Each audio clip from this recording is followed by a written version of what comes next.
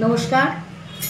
RG Kaler जे घटना सेई घटनार परिप्रेक्षिते नागरिक एवं छात्रদের আজকে যে নবান্ন অভিযান ছিল সেখানে পুলিশের অমানবিক লাঠিচার্জ তাদের উপর যে পাশবিক অত্যাচার করা হয়েছে তার প্রতিবাদে ভারতীয় জনতা পার্টির পক্ষ থেকে রাজ্য সভাপতি সুকান্ত বাবু যে বন্ধ ডেকেছেন তাই আমরা সকলের কাছে আবেদন জানাচ্ছি আগামীকাল যে 12 ঘন্টার বন্ধ আপনারা পালন করুন এবং এটাকে সর্বাত্মক সফল করার চেষ্টা করুন, এইটুকু আবেদন আপনাদের কাছে রইল।